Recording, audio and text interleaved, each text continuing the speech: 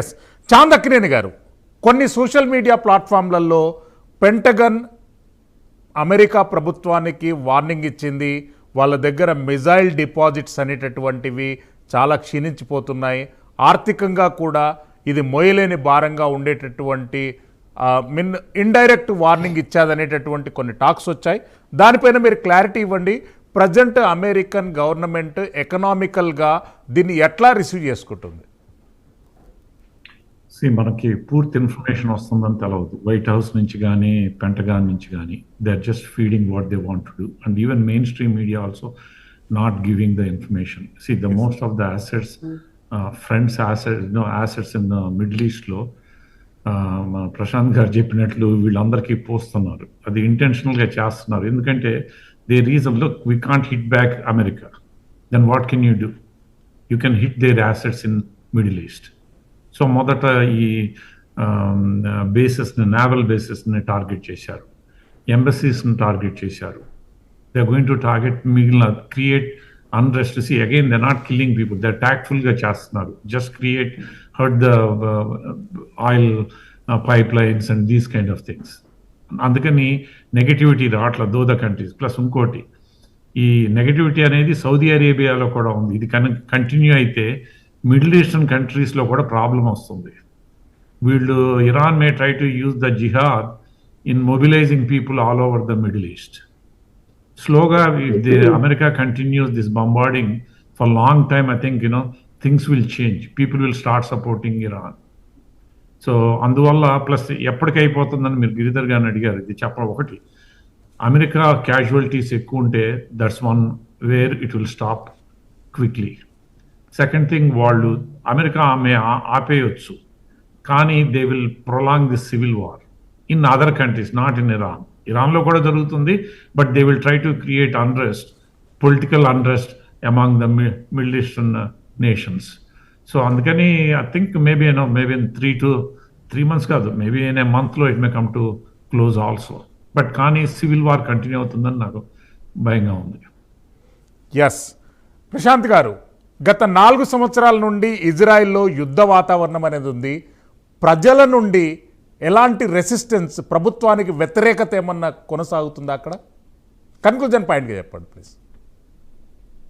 Conclusion అంటే ఇక్కడ ప్రజలందరూ కూడా ఒక్క తాటి మీద ఉన్నారు. ఇప్పుడు ఈవెన్ అపోజిషన్ లీడర్ కూడా ఒక ఇంటర్వ్యూ ఇస్తా మొన్న ఫాక్స్ న్యూస్ కి, ఒకటే చెప్పాడు. ఆయన ఏం చెప్పాడంటే, maybe I have a lot of conflict with him.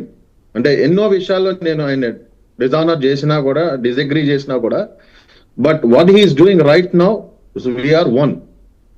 అంటే అతను చేసేది కరెక్టే అనే మాట ఈవెన్ అపోజిషన్ లీడర్ కూడా చెప్పాడు ఇక్కడ. సో ప్రజలందరూ కూడా ఇలా యుద్ధం చేస్తున్నాం అన్నప్పుడు ఇక్కడ ఉన్న వాళ్ళు అందరూ కూడా ఆల్రెడీ ప్రిపేర్డ్. ప్రతి ఒక్క విషయంలో ప్రభుత్వం ఏం చేస్తున్నా ప్రభుత్వానికి సపోర్ట్ గా ఉన్నారు ఈ విషయంలో మట్టికి.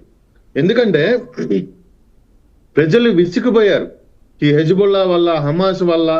రోజు ఒక బ్లాస్టింగ్, రోజుకొక సొరంగం తవ్వటం, రోజుకొక బాంబు మిసైల్స్ తీసుకురావటం, కొన్ని సంవత్సరాలుగా విసిగి వేసారిపోయారు. Full stop, one time war చేసి దీన్ని ఫుల్ స్టాప్ పెట్టాలి అనేది ప్రజలందరి కోరిక. ఎట్లా అయినా సరే దీన్ని ఒక్కసారిగా అంతమొందించండి. సో అది ఒక్కసారిగా అయిద్దా అవదా is depending on situations and calculations. అది మనం ఎవరూ కూడా చెప్పలేదండి. కానీ ప్రజల యొక్క కోరిక మట్టికి అది. దీన్ని ఏంటంటే పద్దగా రోజు తన్నించుకోవడం, కొట్టించుకోవడం అనేది ఏ ప్రజలు కూడా అంత స్వాగతించరు. ఎస్, గిరిధర్ గారు, గల్ఫ్ దేశాలలో 1 కోటి మందికి పైగా భారతీయులు ఉన్నారు. మన తెలుగు రాష్ట్రాల నుండి 35 లక్షల మంది భారతీయులు వివిధ హోదాలలో అక్కడ ఉన్నారు. కన్క్లూజన్ పాయింట్గా చెప్పండి, వాళ్ళ గురించి భారత ప్రభుత్వం పునరావాస కార్యక్రమాలు ఏం చేయాలి? పునరావాసం ఎలా చేయగలరు? 1 కోటి మంది భారతదేశం తిరిగి వస్తే వాళ్ళకి ఉద్యోగాలు ఇవ్వగలమా? మనం అంత సులభమైన విషయం కాదు. మన దగ్గర ఎకానమీ ఈరోజు చూస్తే, ఈరోజు మనకు ప్రపంచంలోనే మనకు రెమిటెన్సెస్ అంటారు. అంటే అక్కడ ఉన్నటువంటి ప్రజలు వాళ్ళ దేశానికి వెనక్కి పంపిస్తున్నటువంటి ధనం ఏదైతే ఉందో, ఈ రోజు ప్రపంచంలో భారతదేశం నెంబర్ 1 స్థానంలో ఉంది. $100 బిలియన్ వస్తున్నాయి మనకు. దాంట్లో ముఖ్యంగా గల్ఫ్ ప్రాంతం నుంచి వస్తున్నాయి, చాలా ఎక్కువగా ఉన్నాయి. అమెరికా నుంచి వస్తున్నాయి, యూరోప్ నుంచి వస్తున్నాయి, ఇతర దేశాల నుంచి కూడా వస్తున్నాయి. కానీ గల్ఫ్ ప్రాంతం నుంచి ఎక్కువ వస్తున్నారు. దాంట్లో ఎక్కువ మనకు మలయాళీస్ ఎక్కువ ఉన్నారు. దాని తర్వాత నెక్స్ట్ మన తెలుగు వాళ్ళు ఉన్నారు. కాబట్టి అది ఆగిపోతే మనకు రెమిటెన్సెస్ తగ్గిపోతాయి, వీళ్ళు ఉద్యోగాలు అక్కడ కోల్పోయి మన దేశానికి వస్తే మనకు వాళ్ళు ఉద్యోగాలు ఇచ్చే పరిస్థితుల్లో మనం ఉన్నాము. కాబట్టి ఇవన్నీ కూడా పెద్ద ప్రశ్నలు, మనకు సమస్యలు ఉన్నాయి, సమస్యలు కాదు మనం. కానీ ఈ సమస్యలకు సమాధానం ఏంటంటే అక్కడ శాంతి నెలకొనాలి, కానీ అక్కడ శాంతి లేకుండా ఉన్నటువంటి పరిస్థితులు కొనసాగితే వాళ్ళు దెబ్బతింటారు, మనము దెబ్బతింటాం, అందరూ కూడా దెబ్బతింటాం. త్వరితగతిన అక్కడ శాంతి రావాలని మనం కోరుకోవాలి. ఇజ్రాయెల్ దృష్టిలో ఇందాక ప్రశాంత్ గారు చెప్పినట్లు వాళ్లకు ఇరాన్ అన్నటువంటి ఒక రాక్షసిని కనుక నరికేస్తే వాళ్ళకి శాంతి వస్తుందని వాళ్ళు కోరుకుంటున్నారు. కానీ అమెరికా అది టార్గెట్ కాదు. వాళ్ళు ఎవరి దేశం, ప్రతి దేశం వాళ్ళ ఆలోచన దృక్పథంలో వాడు పెడుతున్నారు. బెంజమిన్ నెతన్యాహు ఇప్పుడు ఇజ్రాయెల్ చరిత్రలో చిరస్మరణీయుడే నిలిచిపోతాడు ఇటువంటి ఒక ఆసురీ శక్తిని చంపేసినాడు. కానీ అమెరికా వాళ్ళ యొక్క వర్చస్సు పోయి వాళ్ళ డాలర్ ని వాళ్ళు ఇగ్నోర్ చేసి ఇప్పుడు అమెరికా మీద భరోసా పోయి, అమెరికా మీద నమ్మకం పోయి అక్కడ రేపటి రోజు ప్రత్యామ్నాయాలు చూసుకొని డాలర్ ప్రత్యామ్నాయంగా వాళ్ళు చమురు అమ్మడం మొదలు పెడితే కనుక అమెరికా యొక్క శక్తి క్షీణిస్తుంది. కాబట్టి ఎవరి ఇంట్రెస్ట్లు వాళ్ళ ఇవన్నీ కూడాను క్రమేపీ మారుతున్నాయి. కాబట్టి ఈ మారుతున్న పరిస్థితుల్లో భారతదేశము మన తెలుగు వాళ్ళు కూడా భిన్నంగా ఉండలేదు. మనం కూడా దాని ఆధారంగానే మనం కూడా దెబ్బలు తగులుతాయి, తట్టుకునేటువంటి క్షమత మనకు ఉండాలి. థ్యాంక్ యూ గిరిధర్ గారు.